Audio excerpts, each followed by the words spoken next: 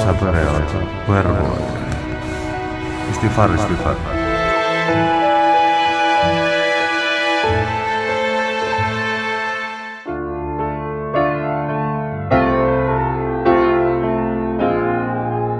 Iyalah, ketika mengetahui itu keluarga David pasti shock melihat apalagi kondisi David yang di rumah sakit sampai sebegitu rupa kan, mengalami luka serius.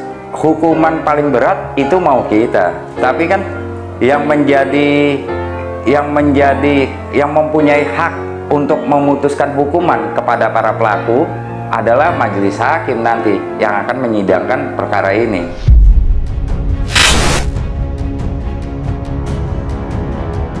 Kasus penganiayaan terhadap anak pengurus pusat GP Ansor bernama David yang dilakukan anak mantan pejabat Dirjen Pajak Kementerian Keuangan Mario Dandi Satrio terus bergulir. Proses penyidikan pun masih terus berlanjut yang kini diambil alih oleh Polda Metro Jaya dari Polres Metro Jakarta Selatan. Sebelumnya polisi telah menetapkan Mario dan temannya Shane Lucas sebagai tersangka. Tak hanya itu, kekasih Mario sekaligus mantan pacar David berinisial AGH ditetapkan sebagai pelaku dalam kasus ini. Hingga saat ini, kronologi peristiwa kasus tersebut masih bergema di media sosial dengan berbagai versi. Untuk memperjelas, tim Kompas.com melakukan wawancara eksklusif bersama pengacara keluarga David dari advokat LPH GP Ansor Muhammad Hamzah.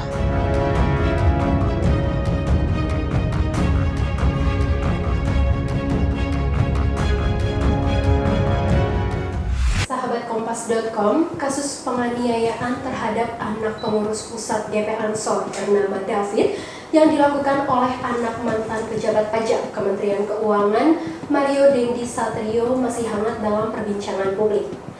Akibat dari kasus penganiayaan ini, David mengalami koma dan harus menjalani perawatan secara intensif di rumah sakit. Nah, banyak berita nih yang beredar di media sosial dan juga isu-isu yang bermunculan mengenai kronologi peristiwa penganiayaan ini. Nah, sekarang saya sudah bersama dengan Pak Hamzah selaku pengacara keluarga David dari advokat Lembaga Bantuan Hukum GP Ansor. Halo, selamat siang Pak Hamzah. Halo, selamat siang Mbak. Gimana kabarnya Pak? Sehat? Alhamdulillah, sehat. Sehat selalu ya Pak. Nah Pak, kan banyak nih ya berita yang beredar di media sosial mengenai hubungan David dengan AGH. Nah, banyak yang mengatakan bahwa sebelumnya David dengan AGH ini menjalin hubungan alias berpacaran. Apakah itu sudah terkonfirmasi dari pihak keluarga David kah? Dan bagaimana sih Pak keluarga David ini mengenal sosok AGH? Baik, mengenai David dengan AGH ini, keluarga memang tahu pernah dekat dan konteks dekatnya nih dekat anak seusia mereka yang tinggal di Jakarta. Dan David hanya mengenal AGH, pelaku anak itu, tidak mengenal MDS dan S. Oke. Berarti apakah sebelumnya keluarga David ini pernah ketemu dengan AGH, Pak? Untuk itu saya belum konfirmasi. Belum terkonfirmasi ke pihak keluarga David. Iya. Oke, kan ini kan selanjutnya itu kasus kronologi peristiwa penganiayaan ini masih simpang siur nih Pak. Banyak cerita dari berbagai versi, mulai dari pihak AGH, Mario sendiri, bahkan Shane Lucas, temannya Mario yang terlibat dalam kasus penganiayaan ini. Nah, kalau dari pihak keluarga David, seberapa tahunnya mengenai kronologi peristiwa penganiayaan ini Pak? Nah, kalau untuk keluarga David itu mengetahui terjadinya peristiwa ini, ayahnya itu mendapat pemberitahuan dari wali kelasnya. Karena kebetulan kan kejadian ini terjadi di depan rumah temannya David, teman sekolahnya. Jadi orang tua temannya itulah yang membawa David ke rumah sakit yang di Permata Hijau. Terus orang tua tersebut menghubungi wali kelas memberitahukan ayahanda dari Ananda David. Dan itu diberitahukannya tanggal 20 malam Selasa, saat Ananda David sudah di rumah sakit. Laporan wali kelas itu pun seakan menjadi petir di siang bolong bagi ayah David, Jonathan Latumahina. Jonathan tak menyangka bahwa sang anak harus menjadi korban penganiayaan hingga mengalami luka yang cukup serius. Bukan hanya itu, keluarga juga semakin syok ketika mengetahui pelaku bukanlah orang biasa. Mengingat kala itu Mario memang berstatus anak seorang pejabat Direktorat Jenderal Pajak. Apa sih Pak respon keluarga saat mengetahui David kena aniaya? Ketika mengetahui itu, keluarga David ya pasti shock. Melihat apalagi kondisi David yang di rumah sakit sampai sebegitu rupa kan, mengalami luka serius, sehingga pas hari Selasanya kan paman-pamannya nih banyak mencari siapa sih pelakunya, dan itulah yang kita sama-sama tahu waktu kejadian di Polsek Pesanggerahan. Kan itu kejadian tanggal 21 dan pamannya langsung membuat laporan polisi di Polsek Pesanggerahan. Yang setelah laporan itu dan setelah diselidiki awal, kasus ini karena pihak Polsek tidak ada unit PPA, dibawa ke Polres Jakarta Selatan dan ditangani oleh unit PPA Polres Jakarta Selatan. Sampai di hari berikutnya 1 kali 24 jam langsung ditetapkan pelaku MDS sebagai tersangka. Oke. Seberapa tahu nih Pak Hamzah mengenai kronologi peristiwa penganiayaan? Nah, kalau kronologi Dari awal. iya, dari awal ini kan beredar info rumor kan, Ananda David ingin mengembalikan, pelaku anak itu minta kartu pelajarnya dikembalikan. Nah, Ananda David sering, ini kita lihat dari riwayat chat ya. Ananda David ingin mengembalikan melalui gosen tapi ditolak, dan sampailah akhirnya peristiwa malam itu terjadi. Pelaku anak ini menemui Ananda David beserta MDS dan S. Oke. Hingga terjadinya Penganiayaan berat ini pada malam Selasa tanggal 20 Februari ya. Nah, sebelum terjadinya kasus penganiayaan yang berat ini, bisa dibilang tergolong berat ya Pak, apakah ada bukti yang kuat yang sudah Bapak kantongi nih terkait percakapan antara David dengan AGH sebelumnya? Mengenai bukti-bukti yang ada, baik yang sebagian sudah tershare di sosial media, itu kan bukti yang menunjukkan apa sih latar belakang terjadinya peristiwa penganiayaan berat ini. Betul. Dan itu jelas akan menguatkan majelis hakim nanti dalam menimbang kasus ini. Apa sih masalahnya? Apa sih motifnya?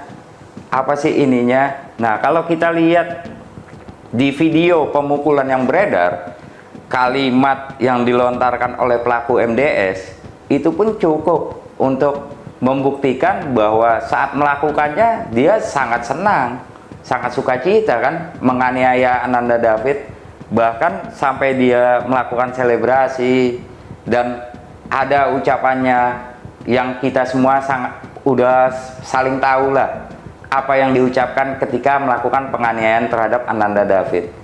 Dan itu pun berhentinya ketika orang tua temannya Ananda David meneriaki. Coba bayangkan kalau tidak ada ibu itu, mungkin akan terus dilakukan penganiayaan. Dan dengan melakukan penganiayaan yang direkam, itu pun sudah membuat rangkaian peristiwa. Jadi kita bisa menggambarkan apa sih psikologi yang ada di antara para pelaku nih. Jadi bukan penganiayaan yang tidak sengaja. Makanya sejak awal ketika penyidik menyimpulkan pasal 351 ayat 2, kita sangat tidak terima. Tapi kan kita sadar bahwa yang berwenang menetapkan atau menyimpulkan pasal-pasal yang dikenakan kepada para pelaku adalah penyidik. Dan alhamdulillah penyidik telah mendapatkan bukti-bukti kan. Bukti-bukti telah ditelaah dari CCTV, chat WhatsApp, riwayat chat WhatsApp-nya, terus memahami videonya seperti apa yang diperlakukan, sehingga ditambahlah sekarang ditambah pasal 353, 354, 355. Dari situ itu kan dapat, kalau secara hukum kita melihat berarti ada rangkaian peristiwa yang sudah direncanakan. Karena perencanaan itu tidak perlu setahun, sebulan, atau berapa hari. Di hari itu pun dia merencanakan, itu sudah perencanaan.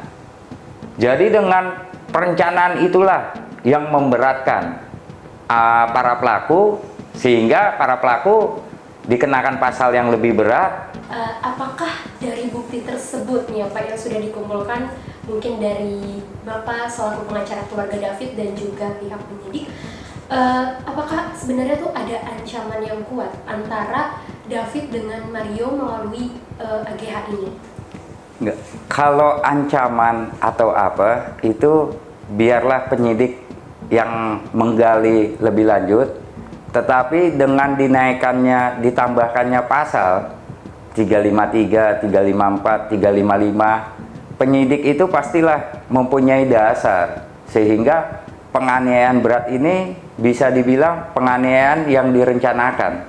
Pastilah dasar itu, seperti yang kemarin dirilis di Polda Metro Jaya kan, berulang kali dibilang kami menggali dasar dari bukti CCTV, chat WhatsApp, dan penyidik pasti sudah menemukan fakta-fakta bahwa penganiayaan ini apakah direncanakan atau tidak. Dengan melihat ditambahkannya pasal-pasal tersebut, berarti penyidik sudah menyimpulkan bahwa penganiayaan berat ini memang direncanakan jauh-jauh hari oleh pelaku MDS. Oke, berarti dari segi keluarga David menilainya emang sebelumnya sudah ada ancaman ya Pak, berarti hingga terjadi penganiayaan. Iya. Oke, nah akibat dari kasus penganiayaan ini David mengalami koma dan harus menjalani perawatan secara intensif di rumah sakit. Nah, menurut dokter, David ini mengalami diffuse external injury atau cedera di bagian otak. Mungkin boleh diceritakan sedikit Pak, kondisi David dari awal pasca penganiayaan hingga sekarang ini tuh proses perkembangan pemulihannya itu seperti apa? Nah, ketika baru terjadi proses penganiayaan, Ananda David kan dibawa ke Rumah Sakit Medika Permata Hijau. Baru 2 malam di sana, saya pun ikut mengantarkan perpindahannya ke Rumah Sakit Mayapada. Ketika di Rumah Sakit Mayapada, perkembangan Ananda David lumayan cukup bagus untuk orang yang kritis ya, yang koma.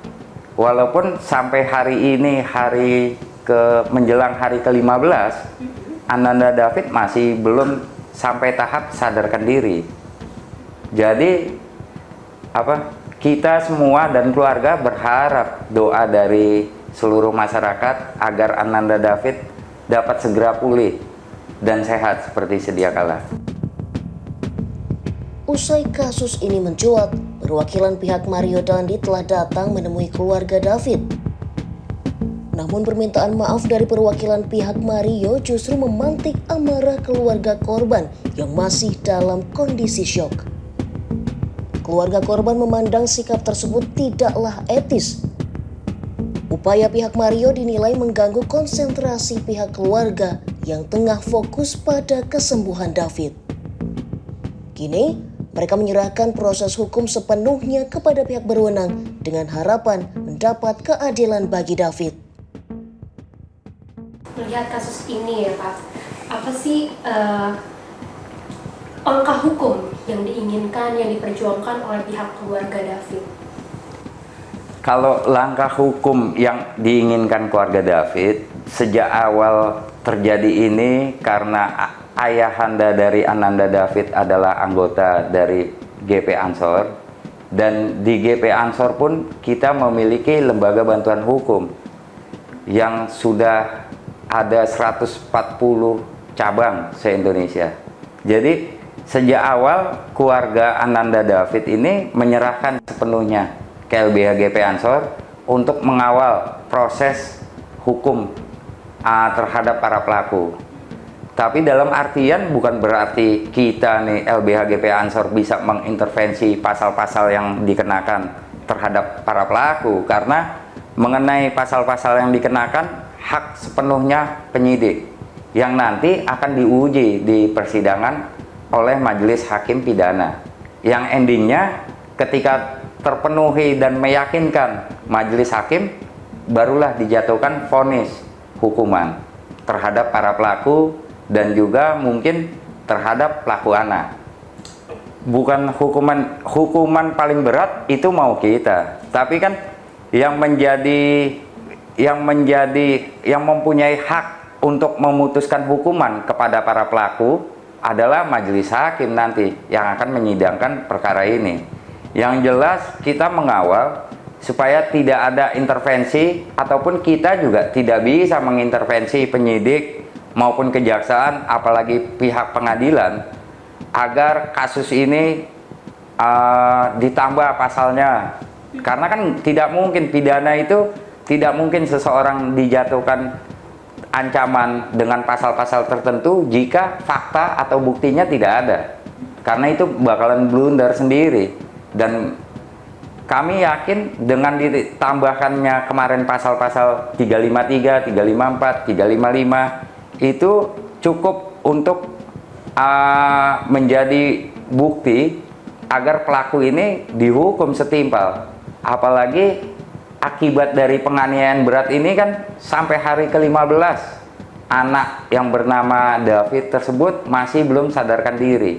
Berarti kan sungguh besar itu penganiayaan yang dialami oleh Ananda David.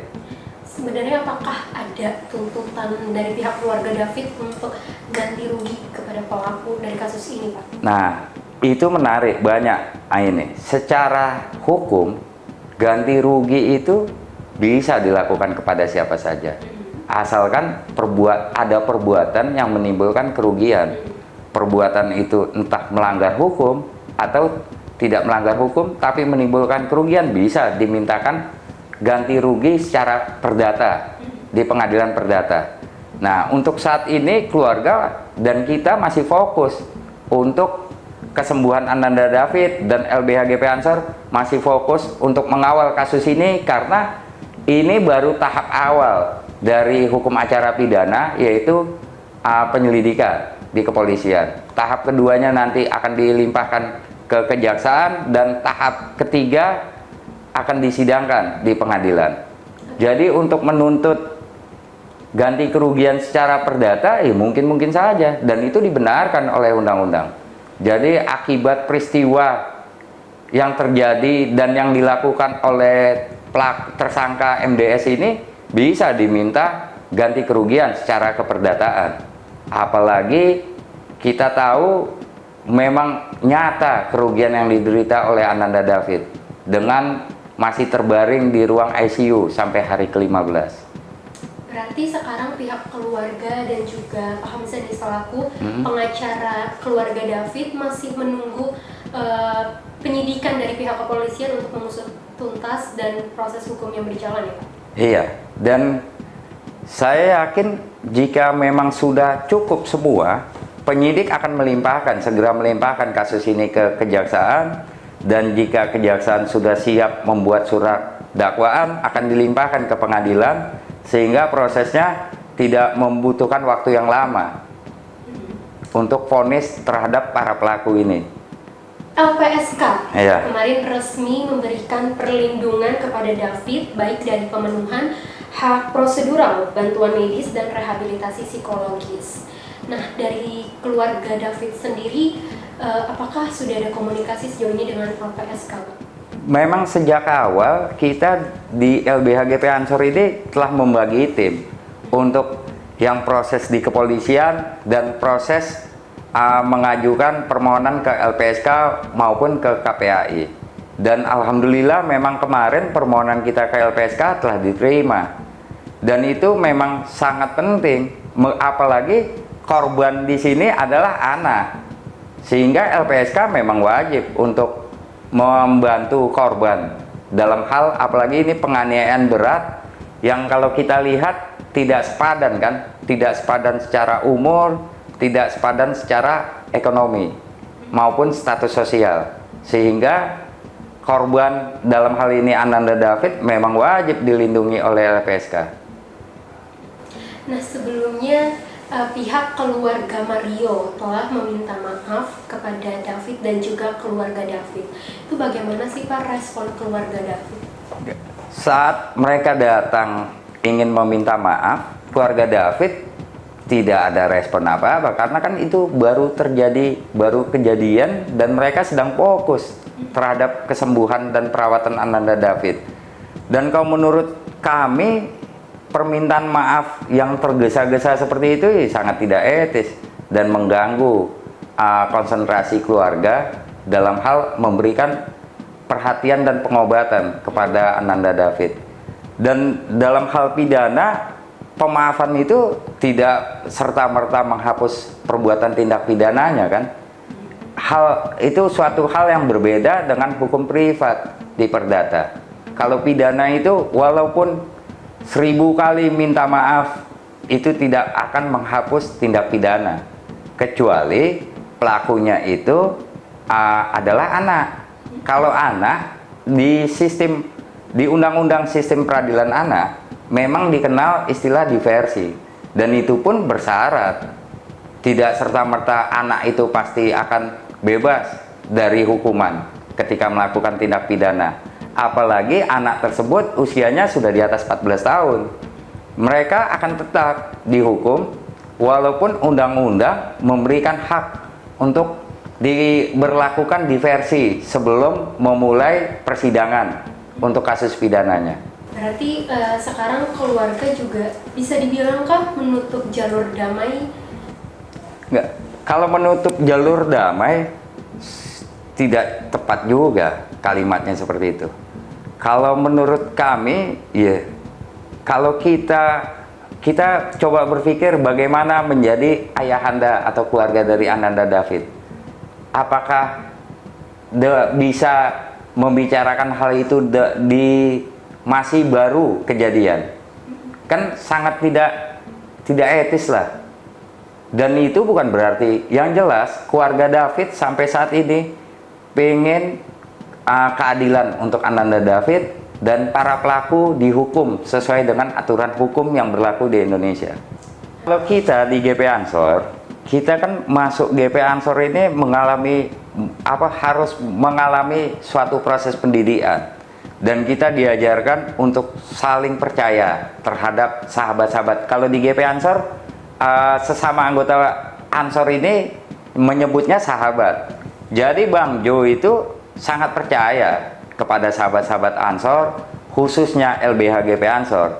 Dan beliau pun memang bilang, untuk urusan hukum saya serahkan kepada LBH GP Ansor. Dan saya mau fokus untuk menjaga anak saya, merawat anak saya supaya kesehatannya segera pulih.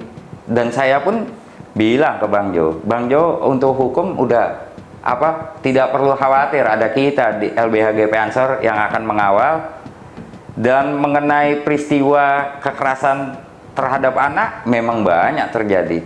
Dan pesan saya, jika memang melihat kekerasan terhadap anak, tidak perlu takut, siapapun pelakunya harus dilawan. Oke, berarti memang keluarga itu sudah menyerahkan proses hukum ini kepada LBH GP Ansor ya? Iya. Mungkin dari keluarga David ini sering bertanya gak sih Pak, sudah sejauh mana nih proses hukumnya, atau mereka mereka nggak mau tahu, pokoknya diserahin semua ke GP Ansor, mereka fokus untuk mengurus David? Iya, mereka keluarga Ananda David ya memang dari awal sampai hari ini, sampai semalam fokus terhadap pengobatan Ananda David. Dan untuk proses hukum mereka percayakan sepenuhnya kepada LBH GP Ansor. Dan ini pun kita tidak bisa memaksa penyidik agar cepat atau menambahkan pasal seperti yang beredar, pasal pembunuhan berencana atau pasal apa. Itu kita tidak bisa mengintervensi penyidik. Karena dalam aturan hukum tidak ada satu orang pun yang bisa mengintervensi penyidik. Dan itu kewenangan penuh penyidik yang mereka bisa menambahkan suatu pasal tindak pidana harus berdasarkan fakta yang disimpulkan dari alat-alat bukti atau keterangan saksi. Jadi kita saat ini ya kita serahkan sepenuhnya kepada penyidik. Dan walaupun kita di LBH GP Ansor berharap jika memang sudah terpenuhi semua dan sudah tidak ada fakta, kami berharap agar kasus ini segera dilimpahkan kepada kejaksaan sehingga proses untuk hukum acara pidana tidak perlu memakan waktu yang lama.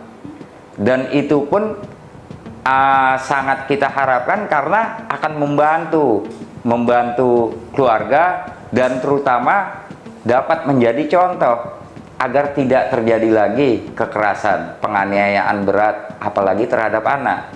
Tujuan kita itu karena banyak terjadi kekerasan terhadap anak yang mungkin masih bebas berkeliaran. Dan kenapa mereka bebas? Karena korbannya yang takut untuk melaporkan. Terima kasih banyak Pak Habib Ya, Mbak. sudah berbincang dengan Kompas.com terkait kasus penganiayaan terhadap David. Semoga David cepat segera pulih Amin. dan bisa beraktivitas kembali dan masalah proses hukumnya juga bisa dipermudah dan cepat selesai ya Pak. Ya, terima kasih Mbak. Sekian Kompas.com wawancara eksklusif kali ini. Nantikan wawancara eksklusif lainnya hanya di Kompas.com, jernih melihat dunia.